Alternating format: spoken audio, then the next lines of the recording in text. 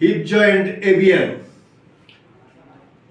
এই রোগটা শিশু জন্মের 1 থেকে 1.5 মাস বা 2 মাসের মধ্যে গার্ডিয়ানরা বুঝতে পারলে অথবা ডাক্তার সাহেব শনাক্ত করতে পারলে তাহলে রোগীদের অবস্থা আরও অনেক উন্নতি দেওয়া সম্ভব, উন্নত রাখা সম্ভব, উন্নত করা সম্ভব।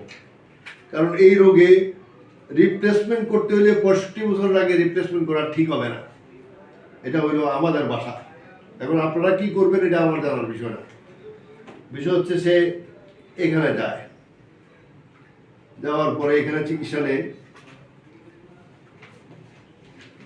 এই হলো ওনার চিকিৎসা ব্যবস্থা। আচ্ছা, ও যায় এখানে অধ্যাপক ডক্টর মোহাম্মদ ইবনে সালাম সাহেব, উনি অনেক ভালো দেখেন।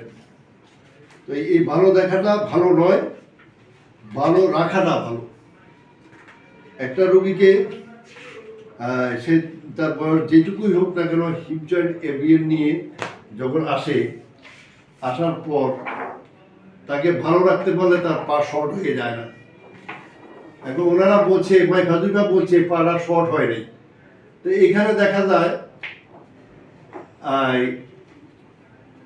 38.5, আবার এখানে হয়েছে 33.35।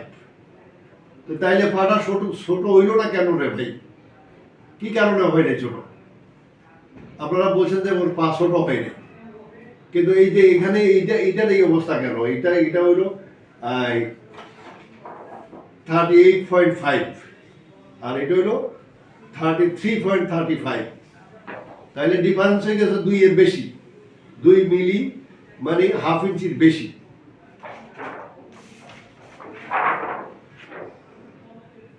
এটা হলো তার মেরুদণ্ড একটু বাঁকা আছে, যেটুকু বাঁকা আছে এটুকু দিয়ে সারা জীবন চলতে পারবে, কোনো সমস্যা হবে না। সমস্যা হইলো ওরা তার হিপ জয়েন্ট খারাপ। এখন এই ক্ষেত্রে একটু বাবা এখানে আসো তো, কিছু না, কোনো কিছু ভয় নাই। দেখি এই যে মেরুদণ্ড বাঁকা, এখানে বোঝা যায়। এটার জন্য এক্সরে এমআরআই লাগে না। এটা গেঞ্জিটা উঠাইলে বোঝা যায় যে মেরুদণ্ড এখানে বাঁকাইয়া ভিতরে চলে গেছে। এর জন্য কোনো এক্সরে এমআরআই সিটি স্ক্যান কিছুই লাগে না রে ভাই। আচ্ছা দাও, একটু শো বাবা, একটু শো। আমরা যখন এইভাবে চেক করি, এইভাবে দেখি, তখন তার পা একটা পা হাফ ইঞ্চি শর্ট।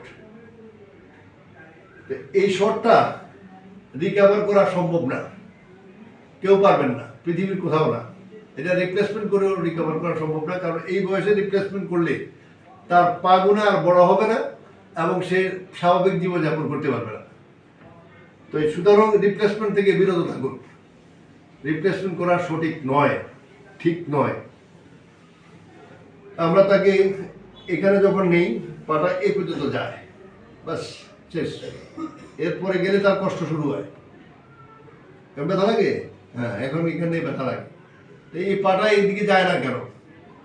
এটা সকেট গুণা শুকায় গেছে, এখানেও সকেট গুণা শুকায় গেছে, যার কারণে বলটা মারা গেছে। এখন আপনারা বলতেছেন এটা এভিয়ান। তো এই ভাস্কুলার নেফ্রোসিস যেটা, সেটা আগে আপনারা এই রিপ্লেসমেন্টের পক্ষে মত দেন, আর আমি দেই রিপ্লেসমেন্টের বিপক্ষে মত। তা আমরা তার চিকিৎসা শুরু করবো একটু পরে। লাইন সোজা করো,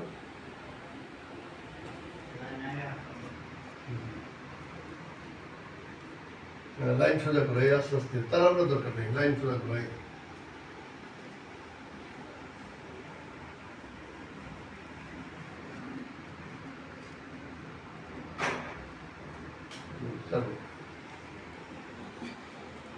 আসো জিজ্ঞাসা এটা লাগাও, ওনারা ভিতরে আসবো, নিজে একটা করো। আইবেন, আইলে আইন। দেখো না, তুমি পরে করো। আসেন ঢুকো, হ্যাঁ ঘুরো, এখানে আসন পাতো, পা পাস করো, পা পাস করো, এভাবে পাস করো।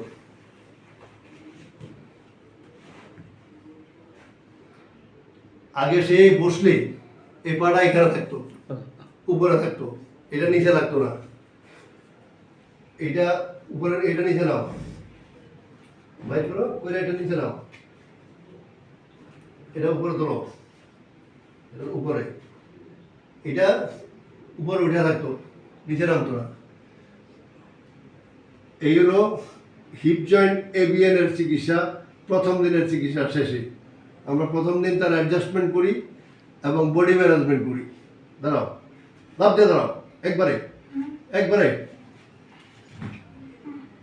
হ্যাঁ, দেখি এখান থেকে এখানে একটা লাভ দাও তো, লাভ দাও, গুড।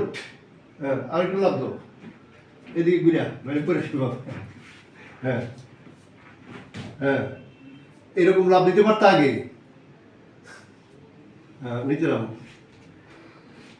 অত্যন্ত দুঃখের বিষয় যেটা হচ্ছে এই বাচ্চার যে মেরুদণ্ডটা বাঁকা, এখানে যে বাঁকা, এইটা ডাক্তার সাহেবগণ শুধু এক্স রে করে, এমআরআই করে, সিটি স্ক্যান করে, কিন্তু এটার চিকিৎসাটা কি এটা বলে না। এটা সোজা হবে কেমনে এই বিষয়টা কেউ বলে না।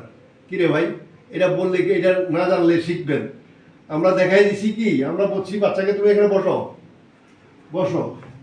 আপনারা পৃথিবীর যেখান থেকে দেখেন আমাকে সবাই দেখবেন, পাবাস করো। হ্যাঁ, হাত এখানে রাখো, না এভাবে প্রেশার দাও, না তুমি প্রেশার দাও। এই ঠিক এই কাজটা করলে ওর মেরুদণ্ড সোজা হয়ে যাবে, একেবারে সোজা হয়ে যাবে।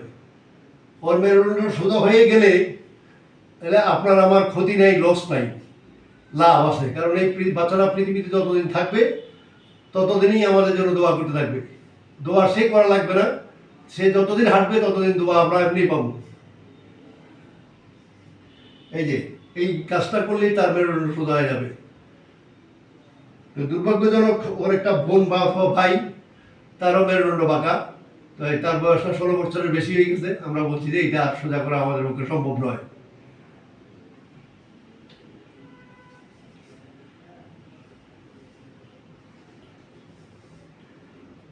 ধরো, তুমি ধরো, হ্যাঁ ধরো। এখন দেখেন তো আগের থেকে সোজা লাগেনি? কত 20% সোজা তো লাগে। 100% না হোক, 100% আস্তে আস্তে হোক না, 6 বছরে হোক না রে ভাই।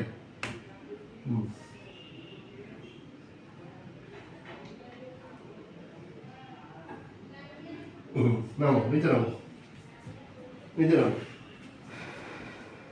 এখান থেকে এই পাটা চেয়ারে উঠো, চাপ দাও, চাপ দাও, বাম পা উঠো, উঠো, চাপ দাও, বডি সোজা করো, এই বডির দিকে সোজা করো। এভাবে আগে পা উঠে চাপ দিতে পারতা? হ্যাঁ পারতা, ব্যথা করতে এখানে। হ্যাঁ, তো এদিকে ঘুরাইতে এগুলা আগে করছো না। আচ্ছা, নিচে বসো, হাঁটুর উপরে, পায়ের উপরে, এভাবে বসো। হ্যাঁ, এভাবে, হ্যাঁ, দাঁড়াও, হ্যাঁ আবার বসো, হ্যাঁ দাঁড়াও। এভাবে আগে বসতে কি হইতো? কষ্ট হইতো, এখানে কষ্ট হইতো, এখানে কষ্ট হইতো নাকি? এই দুই জায়গায় এখন কষ্ট হয়নি? আচ্ছা, খুশি তো?